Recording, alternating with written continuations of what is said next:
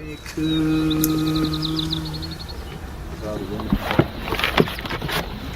is our signature tones that we broadcast over a small walkie-talkie.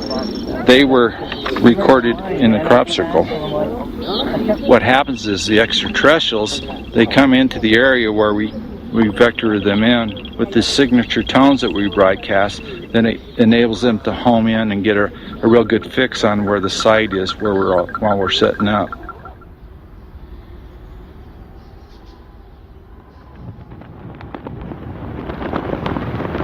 The whole concepts of the crossing point of light, the physics of consciousness, and interstellar communication all were developed on a kind of a vision quest we did here in 95 or 96. Astronomer J. Allen Hynek developed the scale to identify the types of human ET encounters. From his original 3 categories, a 4th, more controversial, has been added: CE-4. Even more controversial, Stephen Greer added a 5th kind of encounter: CE-5.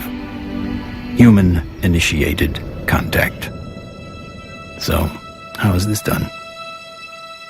Given Schrodinger's idea that the number of all minds in the universe is 1, in order to make this type of contact, a human could potentially access that single inner consciousness through intense meditation and then visualize his location down through the Milky Way to the planet Earth, to wherever he sits under the stars.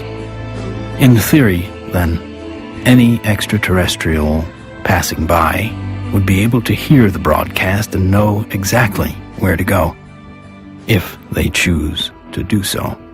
It's interesting how many people have never been out in a place like this where they can see the whole Milky Way galaxy. Most people who come for a week, it alters their life.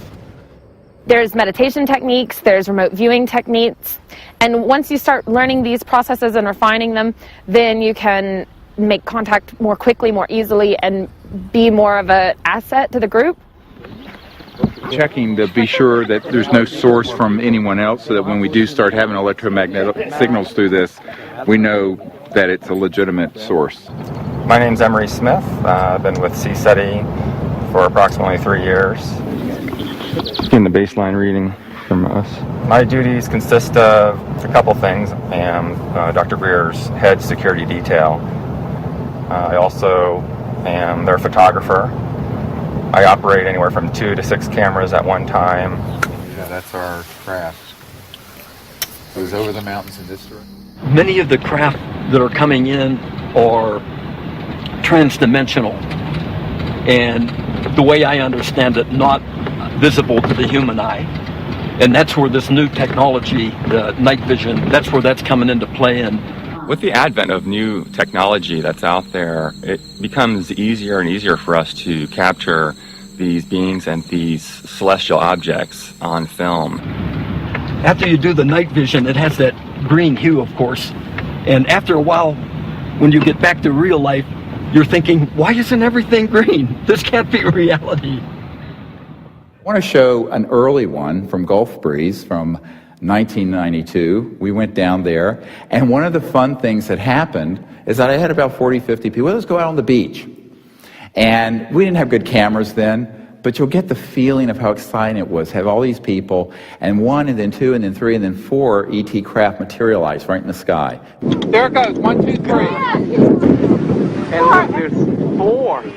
There's 4. There's 4. We have a confirmed CE-5. Holy damn hot shit. Dog. Thank you. All right. So the point, the point is, it's fun.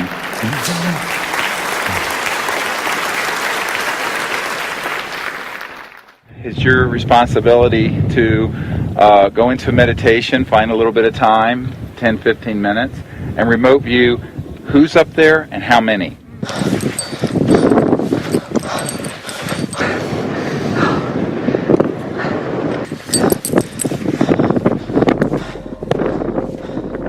I can attest to the fact that real phenomenon happens here.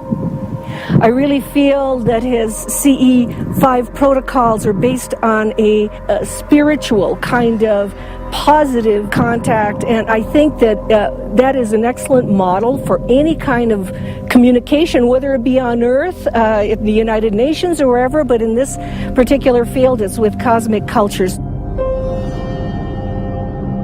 And we use consciousness, meditation, visualization, remote viewing, certain tones, and we do it in a group when we can, or even as individuals. It's just been this series of unbelievable events that are amplified by our meditation. It enforces this communication between us and the ETs, and it's so interactive. I could feel everything, I could hear all the sounds just right there. Perfect. And then this being the little larval one comes up, and we had this hug, and I shared the joy, and I'm like just thanking it for this experience. And let's do what we can to feel as if it would feel that this is perfectly normal and natural. Oh, sure. And that, this is... Relax and get in that flow consciousness, exactly. So I was jarred by our group getting tripped out and in that kind of... I was startled by some of the ways that our group was being, and I was going, and then there was moments where I was like, wow, I can only imagine how a visitor might feel. The ETs pick up on your intentions, and if you're really out there just to learn and really want to communicate with these extraterrestrials, well, it's going to happen. Avahanam Narayanam Padma Bhavam Vasishtam Shaktim Chatat Putra Parasharam Cha Yasam Shukam Golda Panam Mahantam Govinda Yogindra Matashashisham. And we ask these extraterrestrial civilizations to join us as they begin to learn of us, to help us, and to understand us, even as we endeavor to understand them and welcome them here to this beautiful planet. Namaste. Oh my gosh, another beautiful, stunning, absolutely stunning.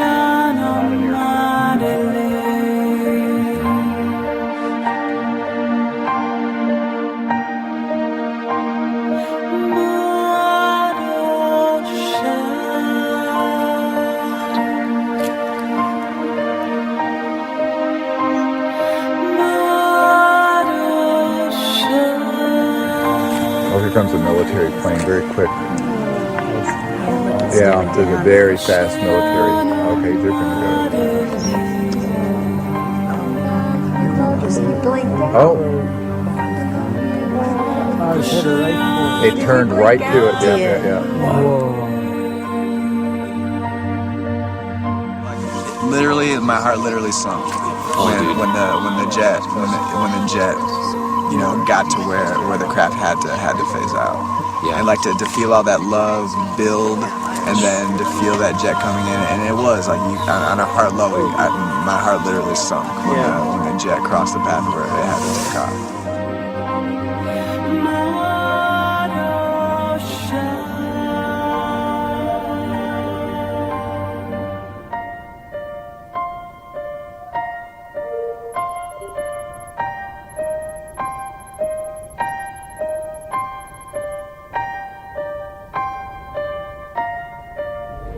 So in the camera, that's what you got. You got this light traveling. And you can see it's not like a satellite where it's not like a path. It's got like a movement. Yeah. And then it's gone.